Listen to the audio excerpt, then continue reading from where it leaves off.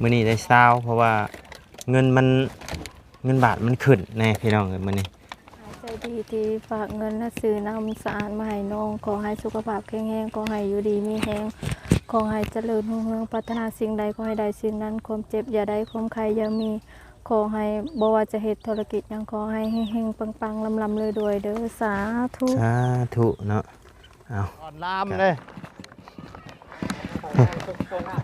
พนักงานส่งน้น้ำ ำ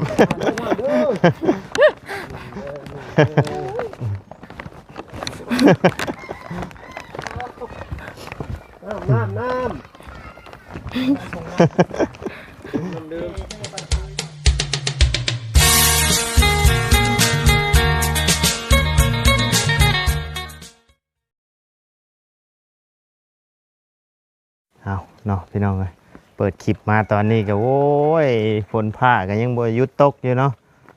ดินปล่อยๆลงอยู่พี่น้องเอ้ยมื้อใดมันสิเช้าตกนี่น้องหัวฮะ ก็บ่รู้คือกัน โมโหคือกันเนาะบ่เช้าจักเทื่อพี่น้องเอ้ยพอดีฝนมัน ตกเมื่อวาน คล้ายๆแน่แล้วก็เลยออกมาถ่ายการถ่ายงานพี่น้องเอ้ยมาเอามื้อนี้กะน้ำกินเบิดบ่ โดย เบิดอีกแล้วพี่น้องเอ้ยเอาก่อนอื่นก็กลับทักทายสบายดีเด้อ สบายดี เนาะพ่อแม่พี่น้อง FC เบิดทุกคู่สู่คนเนาะบ่ว่าสิอยู่ในและต่างประเทศก็ยินดีต้อนรับเข้าสู่ช่องวลัยคือเก่าพี่น้องเปิดลงมานี่พี่น้องเอ้ยอ๋อเด้อกระจายอยู่อ๋อเปียกบ่เลยอันมีเบาบุญเพิ่นพี่น้องเอ้ยมาเก็บมาเรียงไว้ท้ายนี่ก่อนมาขึ้นไปเทิงไว้เรียงไว้นี่ก่อน ขึ้นได้ ขึ้นได้บ่ได้อยู่แล้ว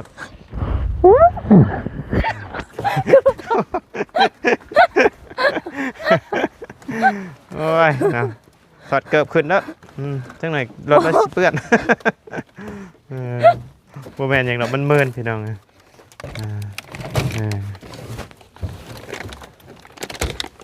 เอาซ่อนซองก็ได้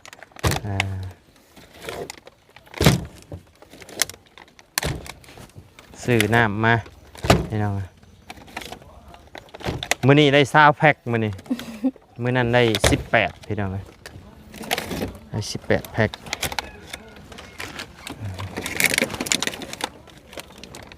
มื้อนี้ได้20เพราะว่าเงินบาทมันขึ้นแน่พี่น้องมื้อนี้500ได้300,000ปลายเนาะก็ได้อยู่20แพ็คมื้อนี้เบิดเถิงแล้วบ่น้ำนะ ได้2-3มื้อแล้ว ได้2-3มื้อแล้ว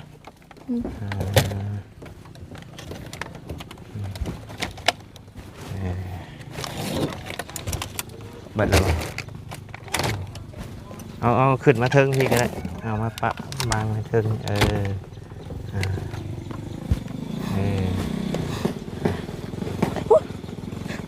ลงดีๆเด้อตกเลย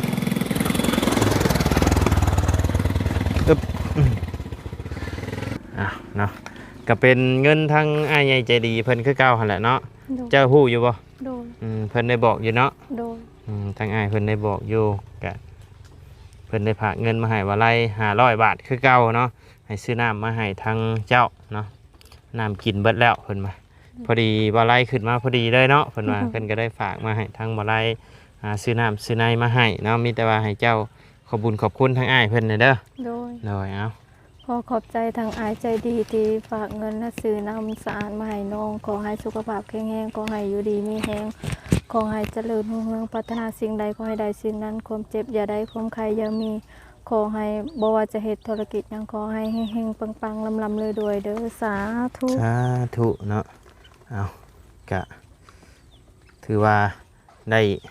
กินได้มื้อเติบเนาะ โดย คือว่าเรื่องน้ำในเฮาก็ยังเงียบชะม้อยคือเก่าตอนนี้ก็เนาะเป็นอะไรทั้งทีมงานเฮาบ่ได้มาแจ้งหยังเพิ่มเติมบ่ แจ้งเขาสิเฮ็ดภาวานให้ทางสองบ่บุญ ก็ สิ แต่ แปลงเฮือนให้ แต่มื้อวานนี้อันนี้เนาะ โดย มื้อนี้ยังบ่มีเนาะมื้อนี้เนาะยังบ่มีมื้อนี้พี่น้องคือจังว่ามื้อวานนี้ก็ทางอาจารย์ลาวมามอบเงินบ่ โดย เท่าใด 2,100,000 2,100,000 โดย ให้ทางผู้ใหญ่เพิ่นฝากเงินมาให้ไปเยี่ยมพ่อ โอ้โดยน่าจะเป็นเจ้าเดียวกันกับที่บ่ไล่มามอบให้ตอนนั้นนั่นแหละเนาะแต่ว่าเพิ่นฝากให้ทางจานลาวเป็นสะพานบุญให้นำเนาะเป็นทั้งพ่อคนเดียวกัน พ่อทองวัน พ่อทองวันคือกันเนาะพ่อทองวันคือกันพี่น้องไปมีแต่ว่าขนน้ำขนในขึ้นไปเฮือนเพื่อละบาทนี่พี่น้องเลยเนาะ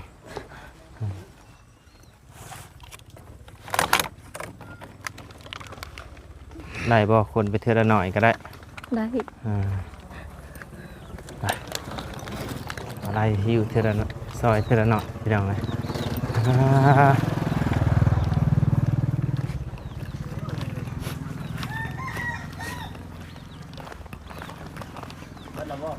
ฮะยังซาวโดยซาวแพ็กโดย สร้างคนที่ได้มีแนว โดย น้ำกิน โดยสบายดี สบายดี โดยฮะเอา จับกล้องให้ก็ได้ โดย ขึ้นเทิงเลยบ่ ขึ้นเทิงเลยก็ได้ปะ แล้วมันจะ มันจังบอกว่านั่นเดี๋ยวสิยืนอยู่นี่เด้อว่าบุญจับกล้องนี่ข่อยบ่อยากเชื่อใจรับเลยเด้ข่อยได้เรามักเฮ็ดไอ้แปลกๆแล้วนะว่าเรามักเฮ็ดใส่แปลกๆแล้วบ่บุญนี่ว่าเรามักให้เห็นหัวซิวข่อยตลอด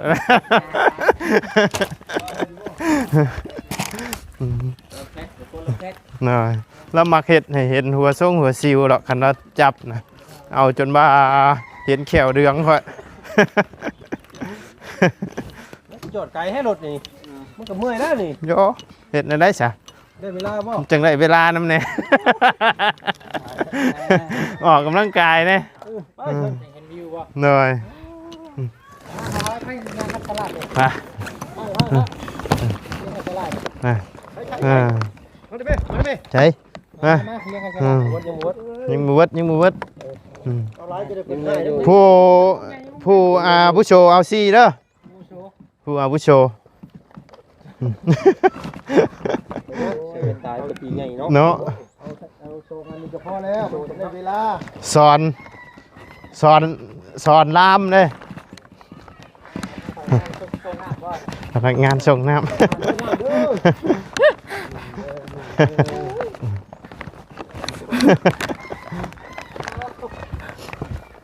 น้ำดื่มให้ปันคืนเนาะ โอ้ วันหายังครึ่งมื้อคนบ่เลี้ยงข้าวซ้ำ ฮะอีหยังล่ะ เงินเดือนบ่แล้ว ผู้พนักงานมารอบหนึ่งคุณหล่อเนาะปึ๊บคุณล้างทางหล่ออยู่เนาะ โอ้บ่ทันเว้า สบายดีเด้อเพิ่นเด้อ เนาะ ดำเลย ผู้ปัญหาเนาะ ใช่เฮ้ยเฮาขับน้ำมาดีกว่าเฮาคือยื้อบ่ได้บัดนี้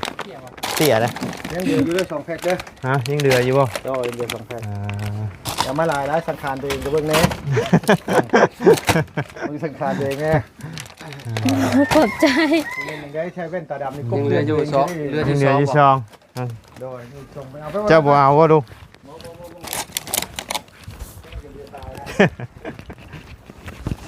โอ้ยเนาะจอดไกลคือละว่าดีเด้นี่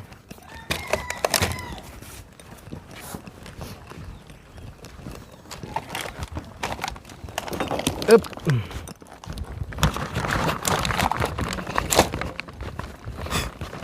ช่องแพ็กนี่เอาบ่ป้าไปกินอยู่รุมบ่ป้าไปรุมแพ็กหนึ่งเนาะ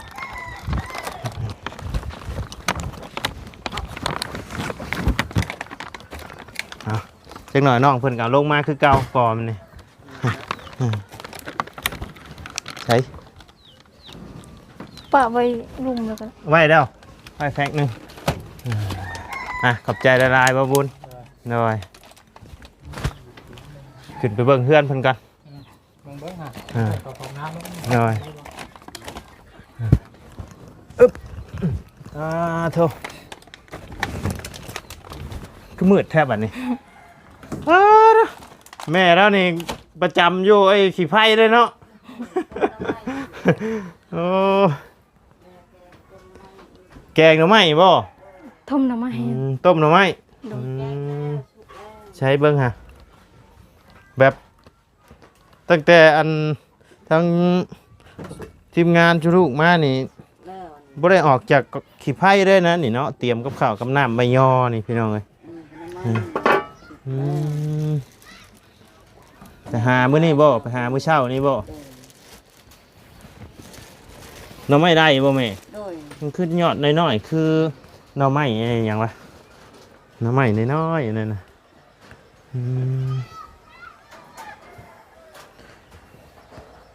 หนึ่งจักเทื่อแล้วเข้ามื้อนี่ เทื่อนึง เทื่อนึง แต่ก็เก็บหน้ำไม้เป็น เออแล้วเราบ่ฮูดแล้วฮูดเข้าแล้วแม่ ยังอยู่ ชอบมื้อนี้แม่พักมึง เมื่อยแล้วพักเนาะ โดย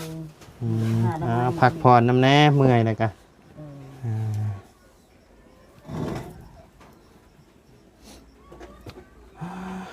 ห่อนได้เติบเนาะบ่ห่อนบ่นั่งเผาแต่กองไฟนี่ นอนเพื่อให้มันชุกหน้ำไม้ จุไฟสุมไว้นี่ก็ลงไปนั่งอยู่รุมก็ได้อยู่ดอก มันชุกแล้วนี่ จึงหน่อยเราก็ปอกย่ออีกได้นี่พี่น้อง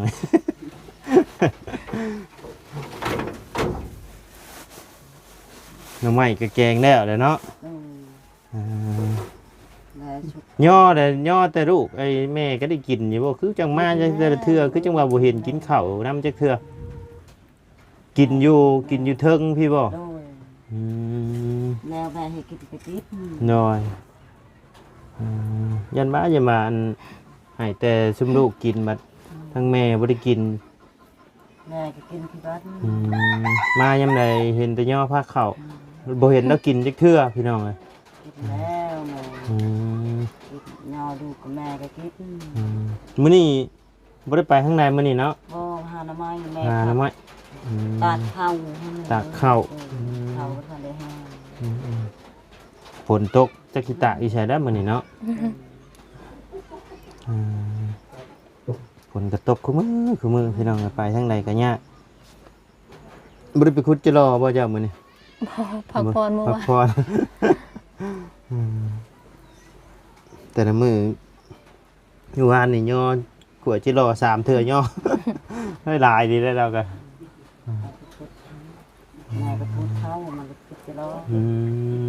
มื้อนี้เมื่อยก็เลยพักก่อน เมื่อยเนาะ สักที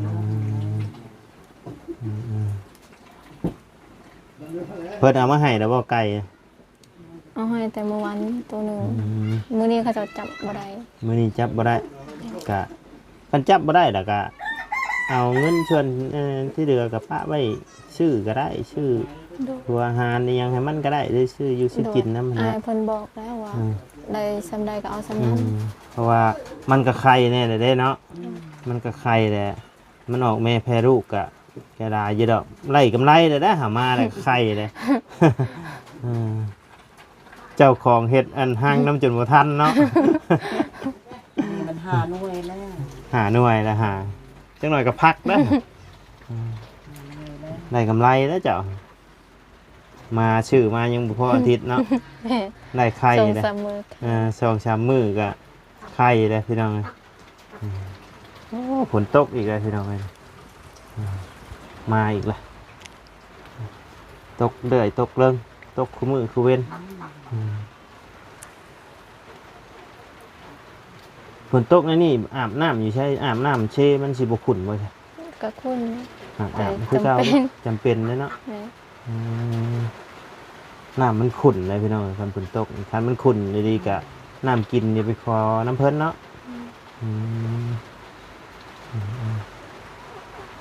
ตั้งแต่เลยล่อมาไปยุ่งว่าจะคือ ส่งเถอะ สองเตือแล้วคืออะไรแกย่อยเลยเนาะเอายู่ขึ้นได้ยู่นี่ยู่ขึ้นเซคือจังหวัดซันแหละ อันนั้นแต่น้ำมันแบกขึ้นภูรอเอาไว้อยู่ถึง โอ้ลงไปให้แล้วก็แบกขึ้นมา เพราะว่าเอาลงรอบ่ได้ ตาย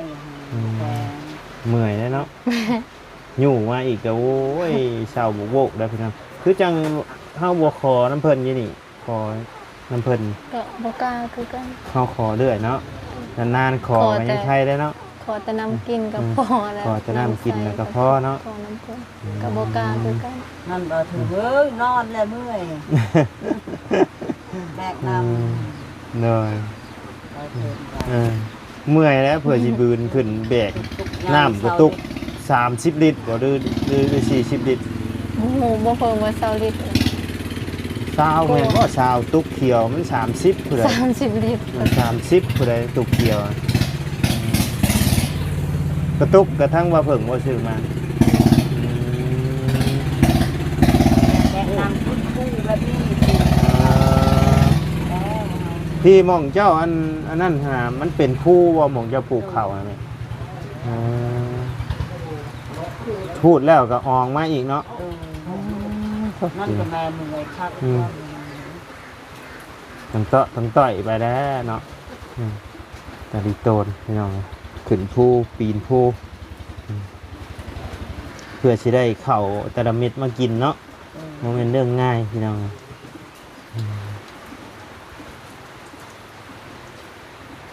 น้ำในก็ยังใครอยู่น้ำเกาะน้ำกินแต่ยังมีพระผู้ใหญ่เพิ่นสุดซอยมานำเนาะซื้อให้น้ำแน่พี่น้องแต่ว่าเบิดกับบ่ได้เบิดน้ำไผดอกพี่น้องเบิดน้ำทีมงานนี่แหละมายามใดน้องเพิ่นเอาลงให้กินตลอดพี่น้องหายามใดก็หาน้ำหาในยกย่อลงจักข้าวจักน้ำพี่น้องเอ้ยมื้อนี้บอกเพิ่นว่าบ่ต้องย่อว่าอิ่มแล้วกินต้มปลามาแล้วแม่กินข้าวกับต้มปลามาแล้วก็ข้าวมานี่ แม่เบาๆแบบนี้แบบนั้นแบบนี้บาปเบาๆย่อกิน เพราะว่าลอกแม่นะแต่ว่าลูกนี่ขี้เกรงใจแล้วมายามใดกับแม่ก็ย่อเนาะ ใจนั่งหิดแม่แบบนี้ อ๋อเป็นฮีดเนาะฮีดกับบ่เกี่ยวอะไรแม่คันขึ้นอยู่น้ำใจน้ำใดขึ้นอยู่น้ำผู้จิตใจน้ำใดเนาะ กินน้ำไม้ได้น้ำไม้กินน้ำไม้ ก็แม่นกับบ่ว่าตัวนี้เนาะ ปลาชินก็แม่บ่มี น้อยบ่เป็นหยังไง ครับ ได้กินน้ำไม้กันเนอะคือว่าสุดละบางหม่องไป เห็นแต่เฮือนเจ้านี้แล้วก็ที่ไปมีเฮือนน้องพรแล้วก็มีเฮือนน้องไส้นี่ก็โอ้ยอเขายอน้ำถือว่าสุดยอดนะจน FC เพิ่นเบ้าอ่ะ มากินได้อยู่นี่ คันเฮาบ่กินก็เพิ่นก็ย่อมาให้กินเนี่ยเฮาบ่กินหน่อยก็กินหลายพี่น้องคันบ่กินได้ก็กินหน่อยเนาะ บางเทื่อหิวว่าคักๆก็กินจนอิ่มพุ่นแหละ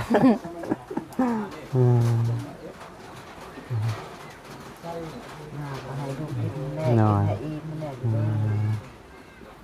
พื้นนี่ก็บ่แม่นยังเหลือแต่ซ้ำนี่บ่พื้นนี่ก็ บ่อยู่ตลาด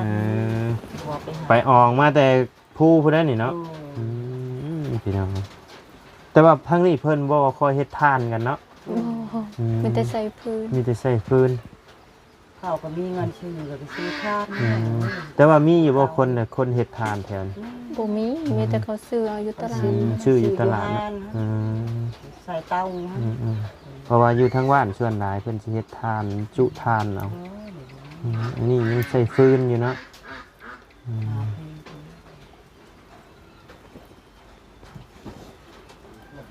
มีใส่พื้นใส่อีหยังอยู่ไปหา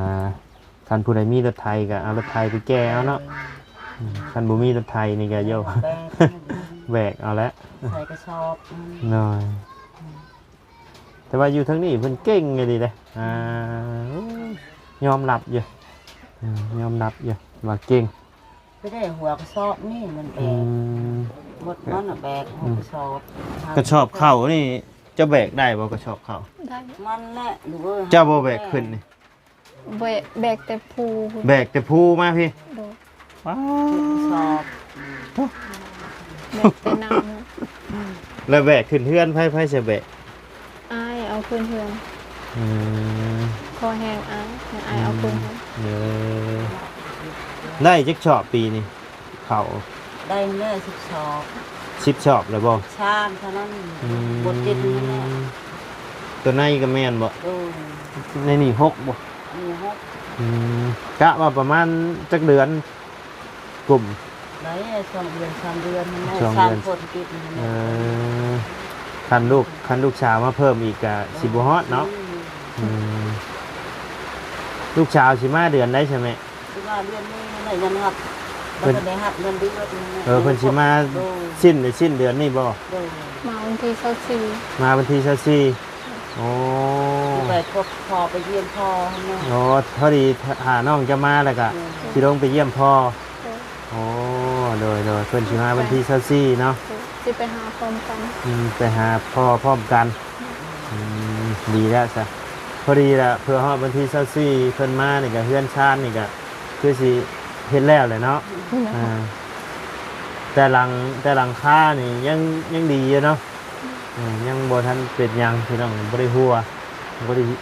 หยังก็เอาตัวที่มันจำเป็นก่อนพี่น้องคือหม่องหม่องนี่กับยามฝนพระสาดนี่เปียกบ่ได้นี่เนาะ บันหัวนอนรถ ตู้หยอกตู้เย็นคนพระมาเปียกบ่ได้นี่เนาะ โอ้ตู้เย็นนี่ก็ได้ปูได้ยาเขาให้ โดย ยาก็เฮ็ดไม่คือยุ่งมัน โอ้ แลปูยาตายก็ให้ โดย หายลาด ให้ร้านชั้นก็บ่มีช่ำเนาะ หายลาด เลย ยังจะปูยาไม่ได้ตายก็หายลาดดันยังน้อยหัว ไปเลือกคือชัดคือชัดเนี่ยชัดคือใหญ่ ยังอ่ะ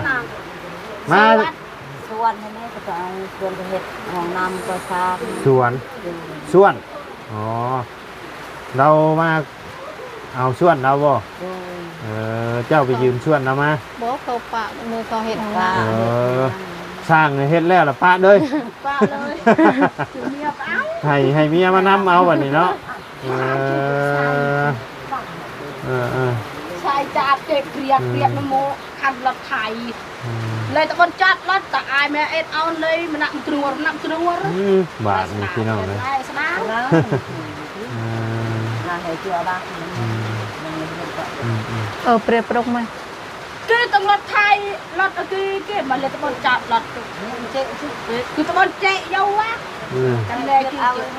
เอ็ดเช็ดนวดแม่เอาเอ็ด เราได้จูจะอ่อนเนาะ งงเลยนะบาทนี่พี่น้อง ก็ช่วยแกนักรถไฟตำรวจเอ็ด ว่าให้ลูกเมื่อให้เอาไปกล้วย ตีกล้วย กล้วยเอากล้วย เอากล้วยอ๋อเราบอกว่าคันจะเอาเมื่อไรให้ไปเอากล้วย มาตัดแล้วหักคายมาเรือ เขาบ่ซื้อเรือแต่รถ ยังเศร้า ยังชาวเครือเดี๋ยวนี้ เจ้า ที่เพิ่นบ่เอาว่าหรือว่ามันเหลือรถ เรือรถเขาจะเอา เต็มรถ